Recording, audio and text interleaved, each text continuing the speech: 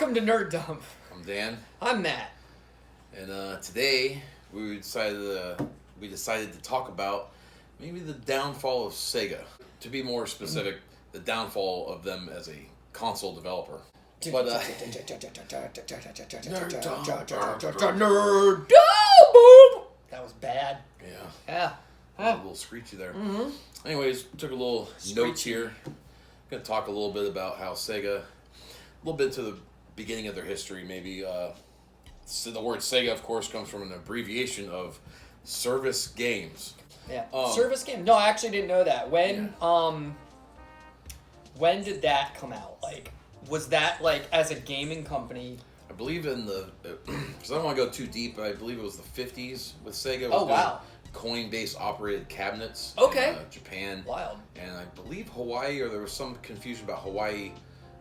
It does exist. Outlawed the, they outlawed the coin-based things. I don't know. Wild. But so yeah, they kind of got their start with cabinets, and Tilt. they eventually went into the arcade business. Okay. They eventually, in the early '80s, released the SG-1000 in Japan, and So, okay, wow. kind of mixed reviews about it. So they eventually, after that, I believe '84 was when the Master System came out with an 8-bit system. Okay. To compete with Nintendo's. Obviously, didn't compete too well. Nintendo is a tough act. Well, they were the big dogs in the '80s. Way back when. Well, they are currently now. The Switch finally outsold the PS4.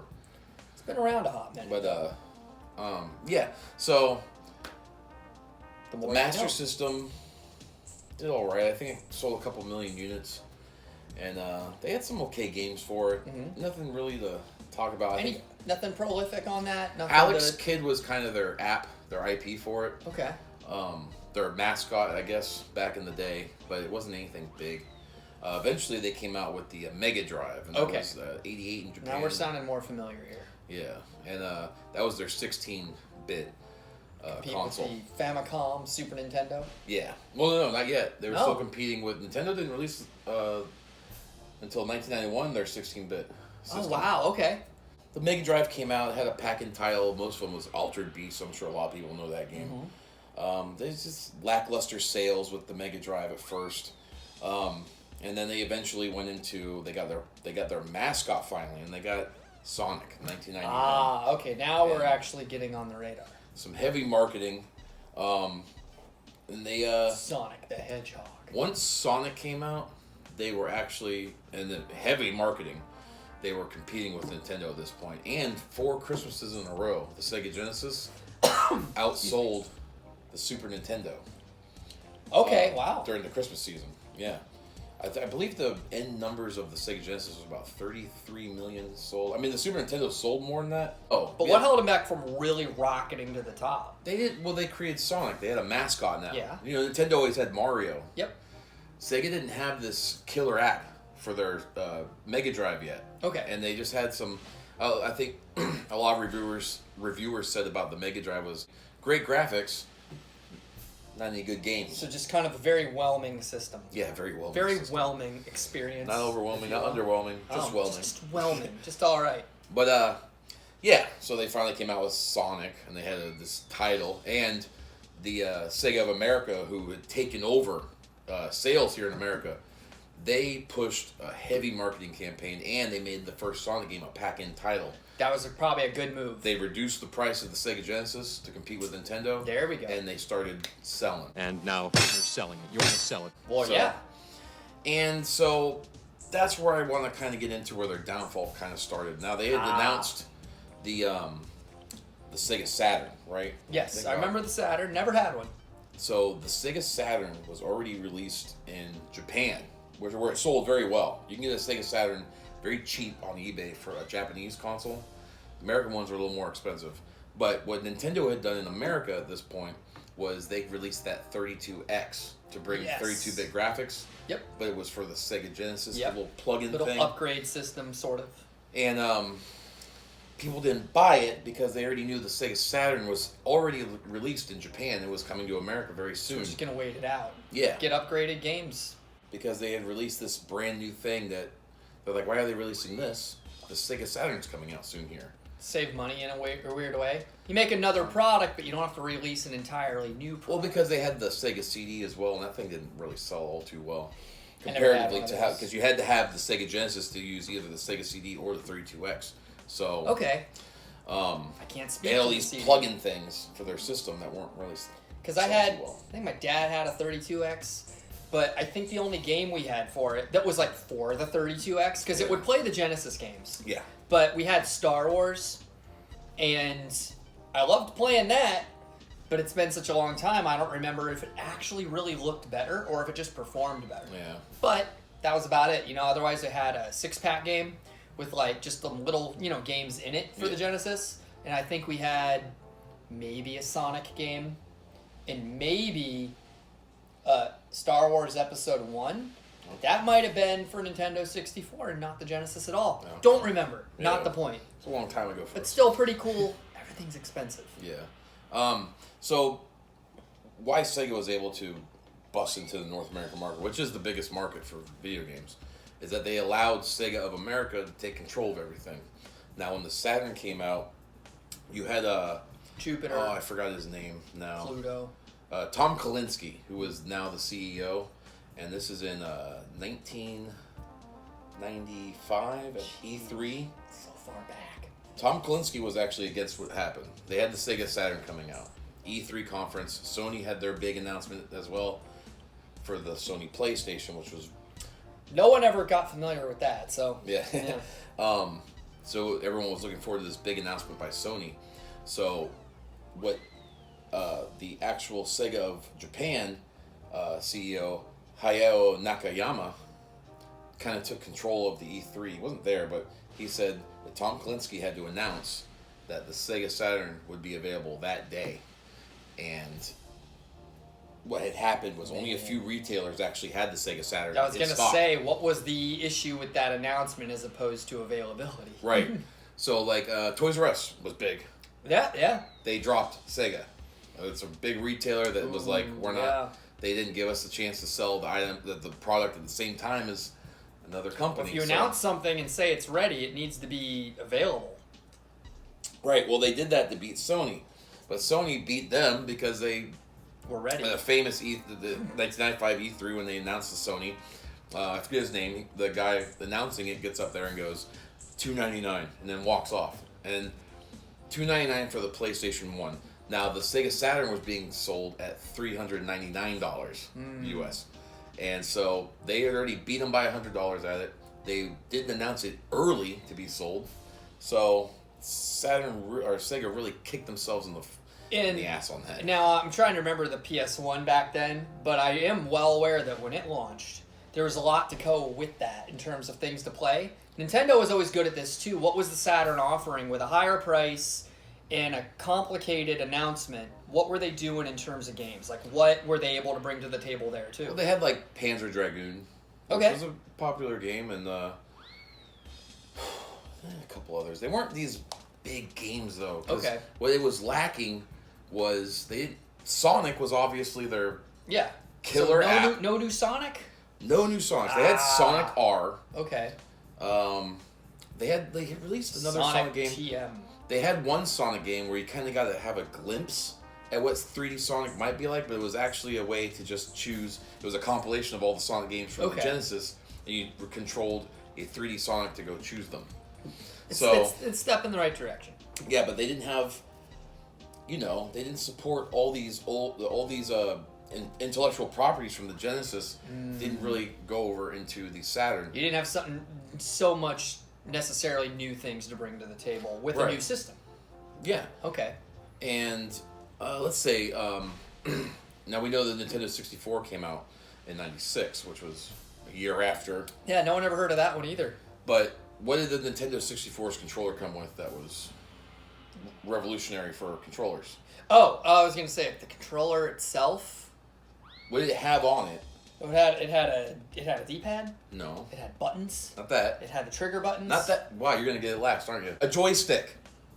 Oh, the Nintendo 64. I Yes. think did you say Super Nintendo or 64? I said 64. It was I coming thought you out. said Super Nintendo.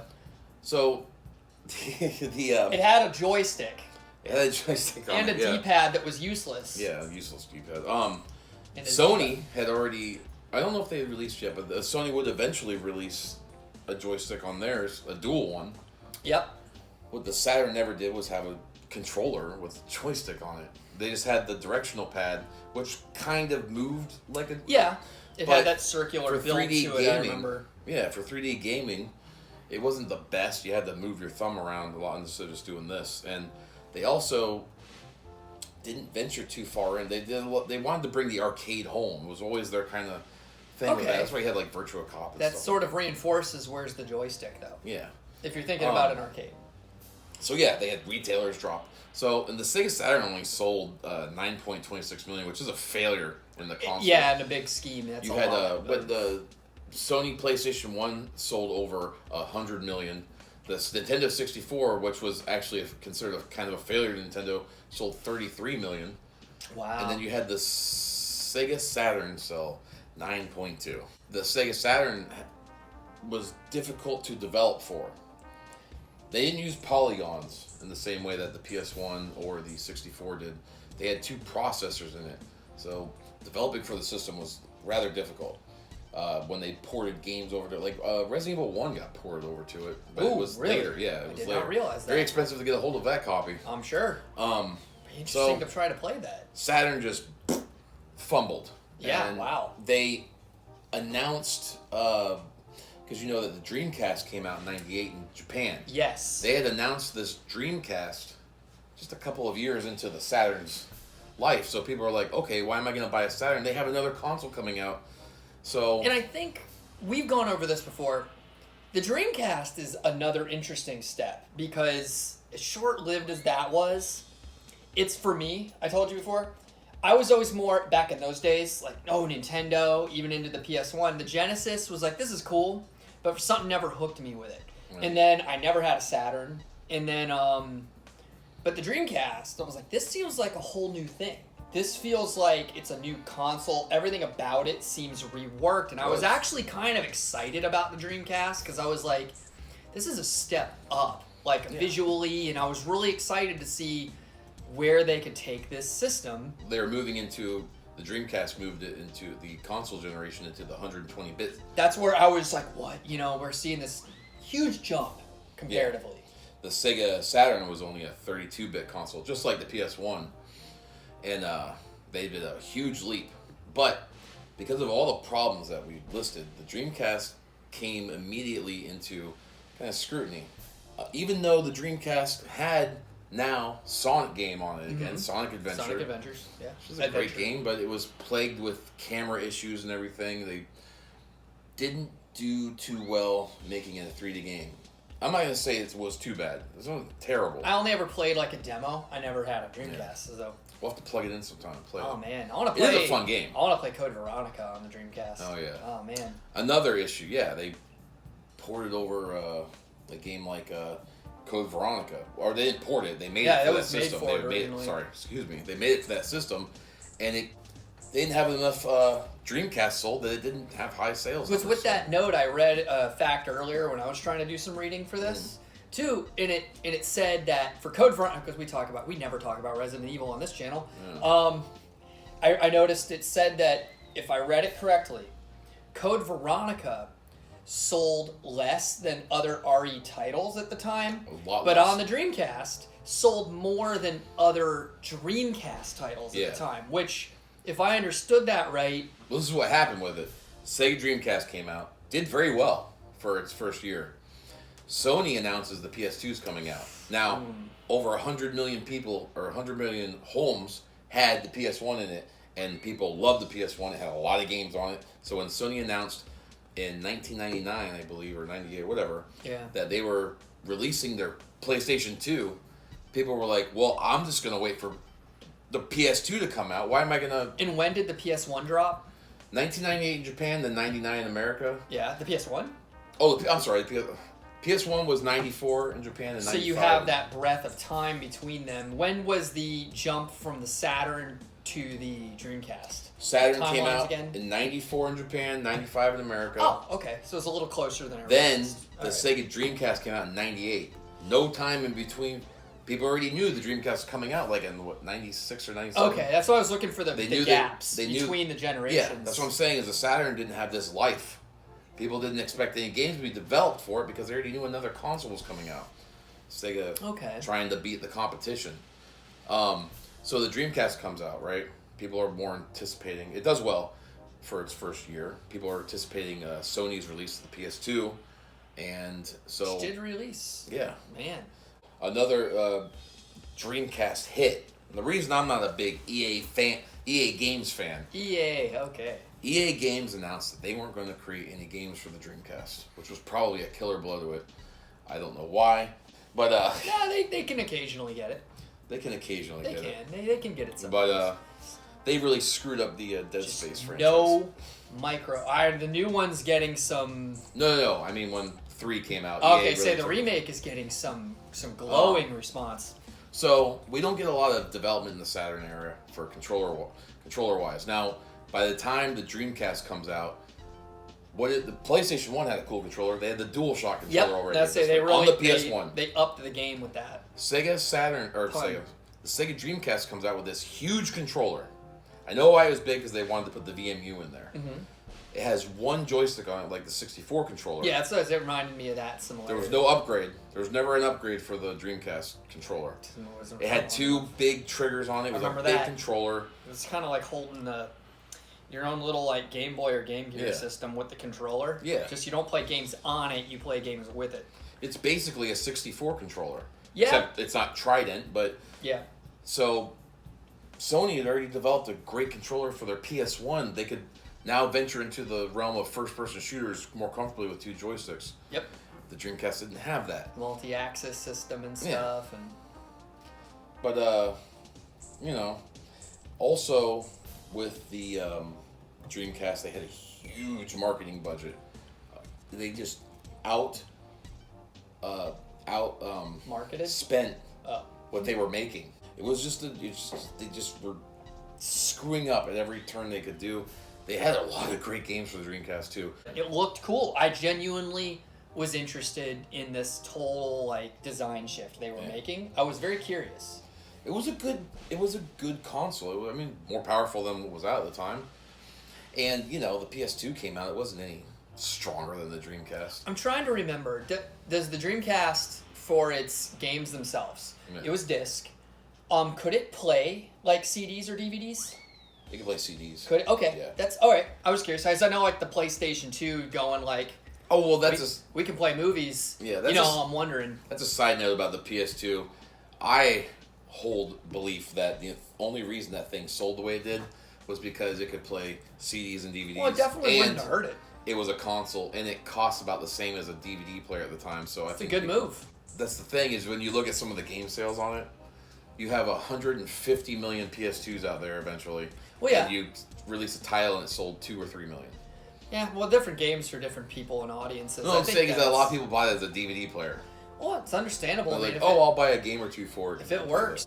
I'm a Nintendo guy through and through. I love PlayStation. And Nintendo. So, final sale numbers on Dreamcast, because it did get discontinued in 2001. That's wild. Mid-year 2001. It feels like it wasn't that early. That's nuts. No. They didn't have a bunch of support from third parties. They didn't have a bunch of retailer support. And they sold less for that console than the Saturn did. Not by much, but by a little bit. Yeah, it was 9.1 million and worldwide. And then Sega kept continually through the whole life of the Dreamcast, every quarter, just announcing losses. Dang. They're spending millions and millions of dollars advertising this thing, and they're just every quarter just losing millions of dollars, more than they're spending. You know what I mean? More than they're making on the sales. That's wild. They, I believe they still they sold the remainder of their stock, obviously, and then they continued selling games for it. I think for a short time after it was, but this is what happens: is they don't sell consoles anymore, so they just became a developer. They put a lot of games onto the GameCube after that. They put Sonic Adventure 2 on there. Saw better sales for it and the GameCube was also not a powerhouse for Nintendo sales wise. I think it only sold 20 No, but million. it's a strong little system. Yeah. Yeah. It was stronger than the Dreamcast and the PS2. But So would you say like about 2001 would have been roughly the end? yeah, Man, that's that wild. was the end. It just doesn't feel like it was that long ago because I remember the Dreamcast. Yeah. You know what I mean? And it doesn't feel like that's over 20 years ago. There was a store in the mall that had it, Yeah. and you could play like a demo. That's how I saw Sonic. And I thought, this looks really cool. I kind of wish I had wanted one when I was a kid, but I was anticipating the GameCube coming out. So. I saw that PS2, and I was just like, oh my. Yeah. But Dragon Ball Z Budokai. that was, I think, in a short, in essence, the downfall of Sega as a Wow. console developer. A lot of that I never knew, like, for real. That's why, because I pictured Sega as this titan who was around such a long time, like Nintendo, but I didn't realize it was that short comparatively in its life. Like, Yeah. that just blows my mind. It shows you how nostalgia can get muddled with, like, Yeah. detailed timeline information. Like, what was what and If when. you think about it, they only had about a 3 to 4 year period where they were an underdog titan comparatively to Nintendo, and that was it. Like, I still to this day love and play a Nintendo 64, but it still blows my mind that I'm like that's the late 90s. Like, no. It's more recent. I know we have way more powerful systems, but no, it's Yeah. more recent than that, and it's not. It just, man, where does it go? We're just old. Yeah, I guess you're just what Storage goes. We're getting gray. Social now. Security. Social Security. But yeah, I mean, if you have anything to say about the Sega, I would love to see some comments on it because maybe your experience with them. I had a Sega Genesis growing up. I know you did too. Well, yeah, my dad Your did. dad I think did, yeah. my brother and I played it. We had a couple games, loved it. There was some cool Jurassic Park stuff on the Genesis. There's Jurassic Park. There was Jurassic Park Rampage Edition. Yeah. There was other ones. Sega CD had Jurassic Park on it. Yeah. I mean, well, they were competing with Nintendo very well. They were competing very well with Nintendo. So anything almost that Nintendo got, except for their original IPs, Sega got as well. Because, like, what was... Just a quick side note that is related. Like, the Genesis, because of how well it competed, what was its advantage as compared to, like, the Super Nintendo? Well, games could run faster on it. Okay. The sound chip in the Sega Genesis wasn't as good as the Super Nintendo. Okay. But one of the things that appealed to third-party developers was Nintendo had tight restrictions on third-party developers because they saw what happened with Atari and the downfall for like over a year of the video game industry that Nintendo picked back up.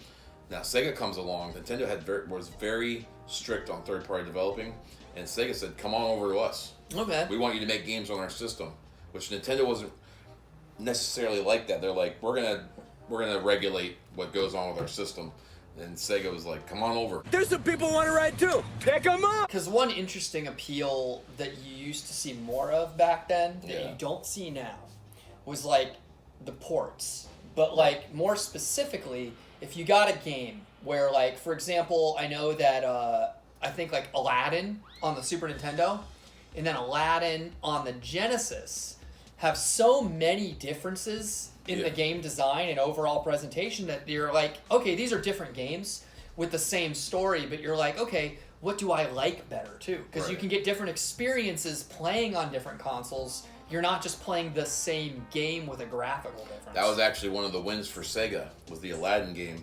It looked better It's and fun. played better on the Sega Genesis. I than still it did on enjoyed it Nintendo. on the Nintendo. Yeah. Though. But yeah, I remember you get a different But experience. It sold more on the Sega than it did the Super Nintendo. That's wild. Yeah.